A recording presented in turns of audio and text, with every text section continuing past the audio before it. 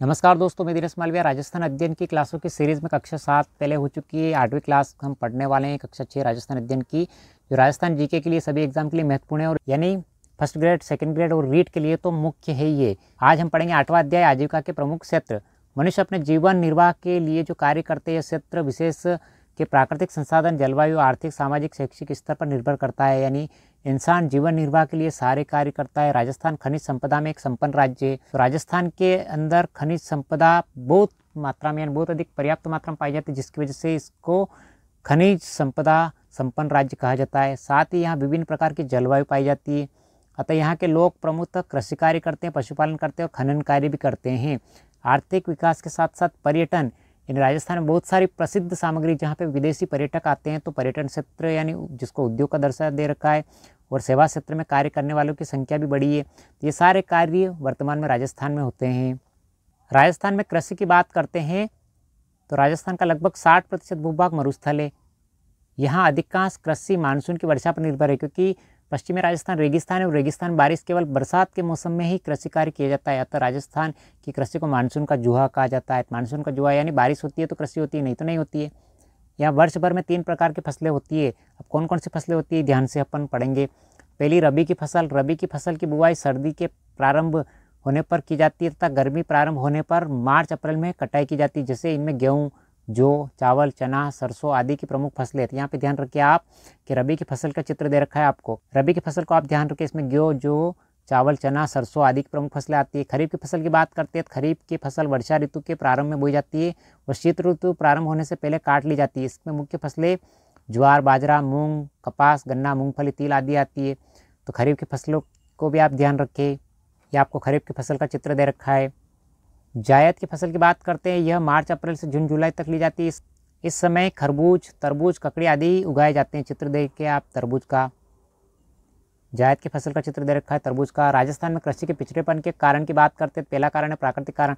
बार बार सूखा पड़ता है, रेतीली भूमि है, ऊसर एवं बंजर भूमि है और वृद्धा अपर्दन मिट्टी का कटाव होता है, जिसकी वजह से राजस्थान में कृषि कमी होती है। आर्थिक कारण की बात करते हैं, किसानों की निर्धनता, यानी गरीब किसान अच्छे खाद बीज का प्रयोग नहीं कर पाते हैं। उपज का कम मूल्य। राजस्थान में उत्पादन तो अधिक करते हैं लेकिन उनका उचित मूल्य नहीं मिलता है। पुरानी तकनीक का प्रयोग करते हैं, पुरानी तकनीक से कार्य करते हैं।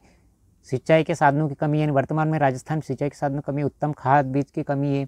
और तीसरा कारण है संगठनात्मक कारण, भू स्वामित्व समस्या, नीतिगत कमजोरियाँ है। यानी बहुत सी बार मजदूरों को दूसरों के खेतों में काम करना पड़ता है। यानी बड़े बड़े भूस्वामी होते हैं जिनके पास बहुत अधिक भूमि होती है लेकिन उनकी संख्या कम होती है, और बहुत सारे जो मजदूर होते हैं उनकी संख्या अधिक होती है लेकिन उनके पास भूमि कम होती है।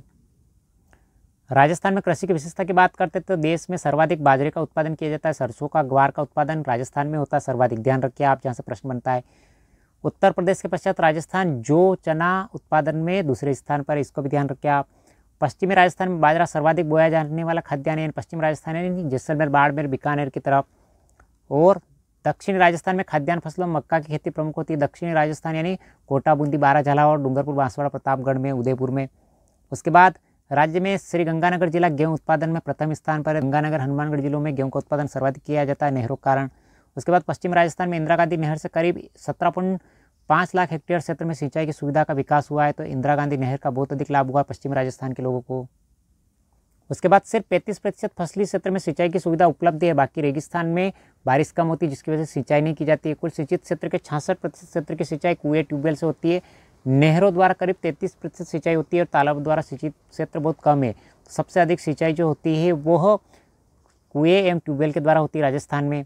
अब राजस्थान में पशुपालन। राज्य के मरुस्थलीय पर्वतीय क्षेत्र में कम वर्षा, कठिन भौगोलिक परिस्थिति के कारण पशुपालन ही की जीविका उपार्जन का सहज साधन है, क्योंकि यहाँ पे राजस्थान में दूसरा और कार्य संभव नहीं है। पशुपालन करके जीविका उपार्जन करते हैं।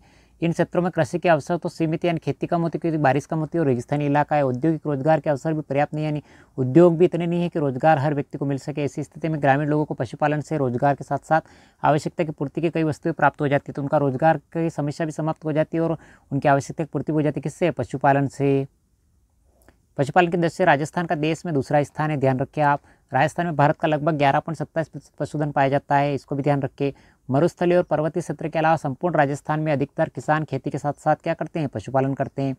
राजस्थान के पशुपालन की बात करते हैं तो पशुपालन की दृष्टि से राजस्थान में गाय, बैल, भैंस, बकरियां, ऊँट, भेड़, घोड़े, गधे आदि पाले जाते हैं। और राजस्थान के मरुस्थलीय प्रदेश में ऊँट, बकरियां एवं भेड़ पालन बहुतायत से पाला जाता है, क्योंकि पश्चिम राजस्थान क्या है, कटीली झाड़ियाँ होती है और कटीली झाड़ियाँ जिनके माध्यम से ऊँट और बकरियां, भेड़ ये अपना पेट भर सकते हैं, तो इनको कम घास की पूर्ति में भी इनका पालन किया जा सकता है। इस वजह से पश्चिमी राजस्थान में इनका पालन अधिक किया जाता है। राजस्थान की 20वीं पशुगणना 2019 में हुई थी, ध्यान रखिए आप। ऊँट व गधों की संख्या चिंताजनक हुई बता रखी है, इनकी संख्या कम हुई है। भेड़ बकरियों की संख्या में भी कमी आई है और गाय व भैंसों की संख्या में मामूली वृद्धि हुई है, जिसका कारण ये है कि गाय और भैंसों को किसके लिए पाला जाता था, दूध के लिए। राजस्थान में मुर्गी पालन यानी पोल्ट्री फार्मिंग का व्यवसाय भी तेजी से बढ़ रहा है। तो वर्तमान में लोग इंटरेस्ट यानी रुचि ले रहे हैं किसमें, मुर्गी पालन में। पशुपालन से लाभ की बात करते हैं। पशुपालन से ग्रामीण लोगों को रोजगार भी मिलता है, पशुओं पर आधारित उद्योगों का विकास भी होता है और इन व्यवसाय से पौष्टिक आहार, घी मिलता है, मक्खन, छाछ, दही आदि प्रकार की सामग्री प्राप्त होती है। पशुपालन से डेयरी, ऊन, परिवहन, चमड़ा, चारा आदि उद्योगों के विकास को प्रोत्साहन मिलता है। पशुओं से जो दूध मिलता है उससे डेयरी और ऊन जो पशुओं से प्राप्त होता है, परिवहन और चमड़ा पशुओं से प्राप्त होता है, चारा आदि का निर्यात यानी उद्योगों को प्रोत्साहन मिलता है। इसके अलावा बड़े पैमाने पर पशु उत्पादन कर विदेशों को निर्यात भी किया जाता है, यानी बहुत सारे पशुओं को विदेशों में निर्यात किया जाता है। अब पशुपालन क्या क्या समस्या आती है। पशुपालक निर्धनता के कारण पशुओं को पौष्टिक आहार व सही इलाज नहीं दे पाते हैं। पशुपालकों के पास कमजोर और घटिया नस्ल के पशु हैं। चारागाह के लिए भी पर्याप्त भूमि नहीं है। परंपरागत तरीकों से पशुपालन करते हैं। पशुपालन में व्यवसाय दृष्टिकोण की भी कमी है और बार बार सूखे व अकाल से पशुधन कम होता जा रहा है, यानी पशु को पर्याप्त खाद्य नहीं मिलती है, जिससे उनकी मृत्यु तक हो जाती है। अब बात करते हैं राजस्थान में खनन की। तो राजस्थान में कई विभिन्न प्रकार के खनिज पाए जाते हैं, इसलिए राजस्थान को खनिजों का क्या कहा जाता है, अजायब घर कहा जाता है। तो ध्यान रखिए आप, राजस्थान को खनिजों का अजायब घर कहा जाता है। राजस्थान में लगभग 67 प्रकार के खनिजों का खनन होता है, यानी खुदाई की जाती है 67 प्रकार के खनिजों की।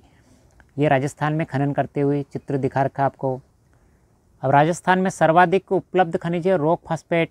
उसके बाद राजस्थान में सीसा, जस्ता, जिप्सम, चांदी, संगमरमर आदि के उत्पादन में राजस्थान का क्या है, एकाधिकार, मतलब राजस्थान में ही ये सामग्री निकलती है और कहीं से बहुत कम मात्रा में निकलती है। चूना पत्थर, टंगस्टन, अभ्रक, तांबा, इमारती पत्थर अन्य महत्वपूर्ण खनिज है। राजस्थान में खनिजों की उपलब्धता को देखते हुए खनिज आधारित नए उद्योगों की स्थापना के काफ़ी अवसर, यानी बहुत सारे खनिज निकाले जाते हैं, जिसकी वजह से राजस्थान में और भी अवसर बन सकते हैं उद्योगों के।